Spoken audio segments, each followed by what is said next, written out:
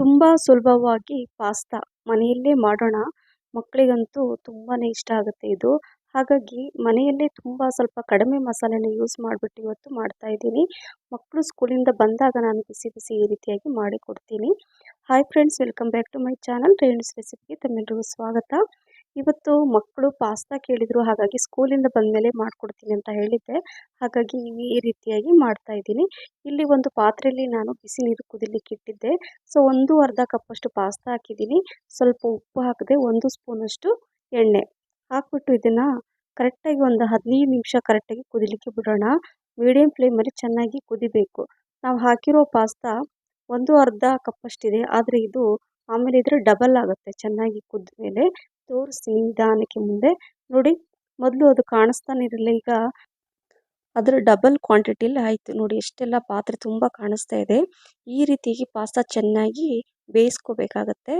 ಹಾಗಾಗಿ ಅವಾಗವಾಗ ಚೆಕ್ ಮಾಡ್ತಾ ಇರಬೇಕು, ಪಾಸ್ತಾ ಬೆಂದಿದೆ ಇಲ್ವೋ. ಕರೆಕ್ಟಾಗಿ ಕುಕ್ ಆಗಬೇಕು ಅಂದ್ರೇ ಚೆನ್ನಾಗಿರುತ್ತೆ ರುಚಿ. ಸುಮ್ಮನೆ ಹಸಿ ಬಿಸಿ ಆದರೆ ಹಾಗೆ ಅಷ್ಟು ಚೆನ್ನಾಗಿರಲ್ಲ. ಹಾಗಾಗಿ ಚೆನ್ನಾಗಿ ಮೇನ್ ಪಾಸ್ತಾ ನಾವು ಬೇಯಿಸೋದ್ರಲ್ಲೇ ಸ್ವಲ್ಪ ಟೈಮ್ ಹೋಗುತ್ತೆ. ಆಮೇಲೆ ಒಂದು 5-10 ನಿಮಿಷದಲ್ಲೇ ಆಗಿಬಿಡುತ್ತೆ. ಸೊ ಅದು ಇನ್ನೂ ಸ್ವಲ್ಪ ಬೇಯಬೇಕು. ಅಷ್ಟರಲ್ಲಿ ಇಲ್ಲಿ ನಾನು ಒಂದು ಬೆಳ್ಳುಳ್ಳಿ ತೊಗೊಂಬಿಟ್ಟು ಸಿಪ್ಪೆ ಸುಲಿದು ಇಟ್ಕೊಳ್ತೀನಿ. ಸ್ವಲ್ಪ ಮಸಾಲೆಗೆ ರೆಡಿ ಮಾಡ್ಕೊಳ್ತೀನಿ, ಬೇಗನೆ ಆಗುತ್ತೆ ಅಂತ, ಟೈಮ್ ಕೂಡ ಸೇವ್ ಆಗುತ್ತೆ ಅಲ್ವಾ.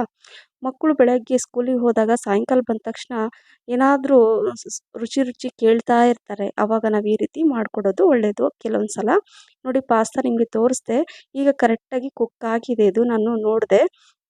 ಈಗ ನಾನು ಒಂದು ಜರಡಿಯಲ್ಲಿ, ಅಂದರೆ ನೀರೆಲ್ಲ ಸೋಸ್ಕೋಬೇಕು, ನಂತರ ಎಲ್ಲ ಸ್ವಲ್ಪ ನೀರು ಹಾಕ್ಕೋಬೇಕಾಗತ್ತೆ. ನೋಡಿ ಈ ರೀತಿಯಾಗಿ ನಾನಂತೂ ಇದೇ ರೀತಿಯಾಗಿ ಮಾಡೋದು. ಆದಷ್ಟು ಅದನ್ನು ಚೆನ್ನಾಗಿ ಕುದಿಸ್ಬಿಟ್ಟು ಅದು ನೀರೆಲ್ಲ ತೆಗೆದು ಇದೇ ರೀತಿಯಾಗಿ ನಾನು ಮಾಡ್ಕೊಳ್ಳೋದು. ಸೊ ಈಗ ಸ್ವಲ್ಪ ತಣ್ಣೀರು ಹಾಕ್ಕೊಂಡೆ, ತಣ್ಣೀರು ಹಾಕ್ಕೊಂಡು ನಂತರ ಕೆಳಗಡೆ ಒಂದು ಪಾತ್ರೆ ಇಟ್ಟಿದ್ದೀನಿ. ನಂತರ ಇದು ಸ್ವಲ್ಪ ನೀರೆಲ್ಲ ಕೆಳಗೆ ಇಳಿಯುತ್ತೆ. ನೋಡಿ ನಿಮಗೆ ತೋರಿಸ್ತೀನಿ, ಕರೆಕ್ಟಾಗಿ ಇದು ಕುಕ್ ಆಗಿದೆ. ಈ ರೀತಿಯಾಗಿ ಆಗಬೇಕು. ಈಗ ಒಂದಕ್ಕೊಂದು ಅಂಟ್ಕೋಬಾರ್ದು, ಅಂದರೆ ಇಲ್ಲಿ 1 ಸ್ಪೂನಷ್ಟು ಎಣ್ಣೆ ಹಾಕ್ಕೊಂಡಿದ್ದೀನಿ. ಎಣ್ಣೆ ಹಾಕ್ಕೊಂಡು ಈ ರೀತಿಯಾಗಿ ಮಿಕ್ಸ್ ಮಾಡ್ಕೋಬೇಕು. ಈ ರೀತಿ ಮಾಡೋದ್ರಿಂದ ಒಂದಕ್ಕೊಂದು ಅಂಟ್ಕೊಳ್ಳಲ್ಲ, ಅದು ಉದುರಾಗಿ ಇರುತ್ತೆ ಅಂತ. ಸೊ ಹಾಗಾಗಿ ಈಗ ನಾನು ಅದು ಸ್ವಲ್ಪ ತಣ್ಣಗಾಗಲಿಕ್ಕೆ ಇಟ್ಟಿದ್ದೀನಿ. ಇಲ್ಲಿ ನಾನು ಏನು ಬೆಳ್ಳುಳ್ಳಿ ಸೋಸಿಟ್ಟಿದ್ನಲ್ವ, ಸಿಪ್ಪೆ ತೆಗೆದಿಟ್ಟಿದ್ನಲ್ಲ, ಅದನ್ನ ಸಣ್ಣಕ್ಕೆ ಹೆಚ್ಕೊಳ್ತಾ ಇದ್ದೀನಿ. ಫುಲ್ ಒಂದು ಬೆಳ್ಳುಳ್ಳಿ ನಾನು ತೊಗೊಂಡು ಸಿಪ್ಪೆ ತೆಗೆದ್ಬಿಟ್ಟು ಸಣ್ಣಕ್ಕೆ ಹೆಚ್ಕೊಂಡಿದ್ದೀನಿ.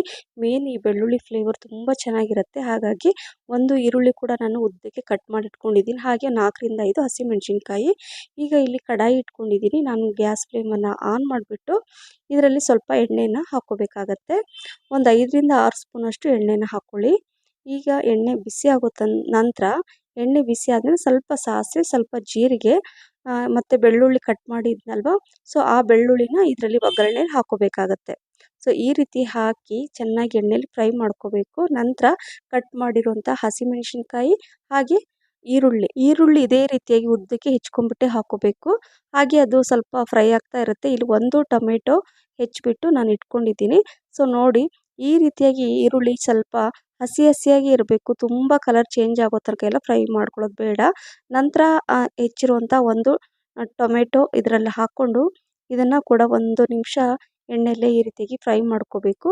2 ಸ್ಪೂನಷ್ಟು ಕೆಚಪ್ ಹಾಕ್ತಾ ಇದ್ದೀನಿ ನಾನು, ಟೊಮೆಟೊ ಕೆಚಪ್. 1 ಸ್ಪೂನಷ್ಟು ಪಾಸ್ತಾ ಸಾಸ್ ಅಥವಾ ಪಿಜ್ಜಾ ಸಾಸ್ ಅಂತ ಸಿಗುತ್ತೆ, ಅದನ್ನು ನಾನು 1 ಸ್ಪೂನಷ್ಟು ಹಾಕ್ಕೊಂಡು ಇದನ್ನು ಅಷ್ಟೇ ಒಂದು 30 ಸೆಕೆಂಡ್ ಮಿಕ್ಸ್ ಮಾಡ್ಕೊಳ್ಳೋಣ. ಈ ರೀತಿ ಮಾಡ್ಕೊಂಡು ನಂತರ ರುಚಿಗೆ ತಕ್ಕಷ್ಟು ಸ್ವಲ್ಪ ಉಪ್ಪು ಹಾಕ್ಕೊಳ್ತಾ ಇದ್ದೀನಿ. ನೋಡಿಕೊಂಡು ಉಪ್ಪು ಹಾಕ್ಕೊಳ್ಳಿ, ಯಾಕಂದರೆ ಪಾಸ್ತಾ ಬೇಯಿಸುವಾಗ ಕೂಡ ಸ್ವಲ್ಪ ಉಪ್ಪು ಹಾಕ್ಕೊಂಡಿದ್ವಿ. ಹಾಗಾಗಿ ನೋಡಿಕೊಂಡು ಉಪ್ಪು ಹಾಕ್ಕೊಂಡು ನಂತರ ಈ ಪಾಸ್ತಾನ ಇದರಲ್ಲಿ ಹಾಕ್ಕೋಬೇಕಾಗತ್ತೆ. ಬೇಯಿಸಿರುವಂತಹ ಪಾಸ್ತಾನ ಹಾಕ್ಕೊಂಡು ಕರೆಕ್ಟಾಗಿ ಮಿಕ್ಸ್ ಮಾಡ್ಕೋಬೇಕು. ನೋಡಿ ಈ ರೀತಿಯಾಗಿ ಮಿಕ್ಸ್ ಮಾಡ್ಕೋಬೇಕಾಗತ್ತೆ. ಇಲ್ಲಿ ನಾನು ಒಂದು 2-3 ಸ್ಪೂನಷ್ಟು ನೀರನ್ನು ಹಾಕ್ಕೊಳ್ತಾ ಇದ್ದೀನಿ. ಯಾಕಂದರೆ ಅದು ಒಂಥರ ಸಾಸ್ ಎಲ್ಲ ಹಾಕಿರ್ತೀವಲ್ವ, ತುಂಬ ಡ್ರೈ ಆಗಿರಲ್ಲ ನಾವು ಬೇಯಿಸುವಾಗ. ಹಾಗಾಗಿ ಸ್ವಲ್ಪ ನಿಮಗೆ ಅವಶ್ಯಕತೆ ಅನಿಸಿದರೆ, ಬೇಕು ಅನಿಸಿದರೆ ಮಾತ್ರ 2-3 ಸ್ಪೂನಷ್ಟು ನೀರನ್ನು ಹಾಕ್ಕೊಂಡು ಚೆನ್ನಾಗಿ ಮಿಕ್ಸ್ ಮಾಡ್ಕೊಳ್ಳಿ.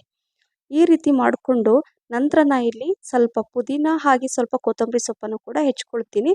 ಅದು ಸ್ವಲ್ಪ ಫ್ರೈ ಮಾಡಿಕೊಂಡು, ಅಂದರೆ ಮಿಕ್ಸ್ ಮಾಡಿಕೊಂಡು ಇಟ್ಕೊಳ್ಳಿ, ಅದು ಬೇಯ್ತಾ ಇರುತ್ತೆ. ಅಷ್ಟರಲ್ಲಿ ಪುದೀನ ಕೊತ್ತಂಬರಿ ಕಟ್ ಮಾಡಿಕೊಂಡು ನಂತರ ನಾನು ಇದರಲ್ಲಿ ಹಾಕ್ಕೊಳ್ತಾ ಇದ್ದೀನಿ. ಪುದೀನ ಕೊತ್ತಂಬರಿ ಹಾಕೊಳ್ಳೋದ್ರಿಂದ ಕೂಡ ಫ್ಲೇವರ್ ತುಂಬ ಚೆನ್ನಾಗಿರುತ್ತೆ. ಹೇಳಿದ್ನಲ್ಲ, ಸ್ವಲ್ಪ ಡಿಫ್ರೆಂಟಾಗಿ ನಾವು ಮನೆಯಲ್ಲೇ ಮಾಡ್ತಾ ಇರೋದ್ರಿಂದ ಸ್ವಲ್ಪ ಚೇಂಜಸ್ ಮಾಡ್ಕೊಳ್ಳೋಣ. ಮನೆಯಲ್ಲೇ ಇರುವಂತಹ ಇಂಗ್ರೀಡಿಯೆಂಟ್ಸನ್ನೇ ಹಾಕಿ ಮಾಡೋಣ. ನೋಡಿದ್ರಲ್ವ, ತುಂಬ ಈಸಿಯಾಗಿ ಮನೆಯಲ್ಲೇ ಈ ಪಾಸ್ತಾನ ಮಾಡ್ಕೋಬೋದು. ಮಕ್ಕಳೇನಾದರೂ ಕೇಳಿದರೆ ನಾನು ಇದೇ ರೀತಿಯಾಗಿ ಮಾಡೋದು. ಈಗ ಗ್ಯಾಸ್ ಫ್ಲೇಮನ್ನು ಆಫ್ ಮಾಡಿದ್ದೀನಿ. ಪಾಸ್ತಾ ಕೂಡ ರೆಡಿ ಆಯಿತು. ಪುದೀನ ಕೊತ್ತಂಬರಿ ಸೊಪ್ಪು ಹಾಕಿ ಒಂದು 30 ಸೆಕೆಂಡ್ ಮಿಕ್ಸ್ ಮಾಡಿ ಗ್ಯಾಸ್ ಫ್ಲೇಮನ್ನು ಆಫ್ ಮಾಡಿದರೆ ಈ ಪಾಸ್ತಾ ರೆಡಿ ಆಯಿತು.